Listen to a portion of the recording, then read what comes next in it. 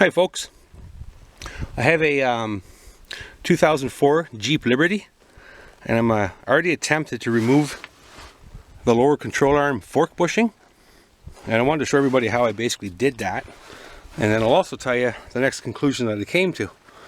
So this bushing here goes in this hole here, you can see it in the sleeve. So to remove it was a process. So what happened here, this little piece here, unit was made up. Okay, and let me see if I can't just insert it through the bushing and give a clearer picture on this. Bear with me folks, I have one hand to hold the camera and the other hand to do this. Okay, so let's say we're set up like this. That bushing would be through there, and then the back end would be like so. So the idea of the washer is to go through the steel sleeve evenly as possible with direct force basically on top of this rubber portion here. So that was set up that way. Then over here on the back end, around the back axle, you can see the chain, and it goes hooked up to a come along, and then that come along would be basically pulled tight and hooked onto this hook here. And then what happened is you crank up the come along, put some really good pressure on the whole unit here. So some really good back pressure. You have to be careful of this back washer here. That's going to go through the sleeve evenly. You don't want to get it hung up on one side or the other. It's going to create a jam, and you don't want that.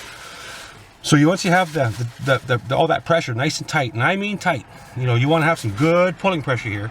Not to the point where this chain's going to snap or a cable's going to snap, nothing like that. But some good arm swings of that lever on the little come along. And then you take a torch and you heat this portion up. Now have yourself some water, just in case you need to cool it down in a quick manner. You can stop the cooking process immediately with cold water. So once it's that type of thing. This way, anything that's melting down in here is going to come to a halt that fast. If you leave it alone, it'll just continue to kind of melt, and in some cases it'll even catch fire, and it'll basically burn if a person let it go long enough, but that's what you don't want.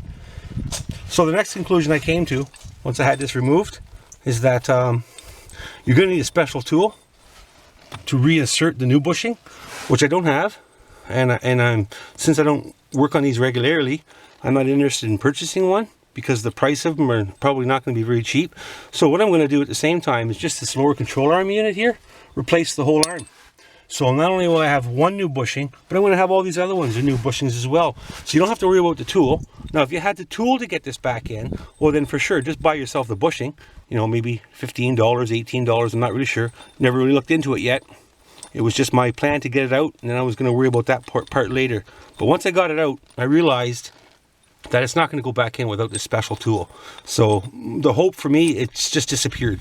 But it really didn't disappear, because I gained a greater hope.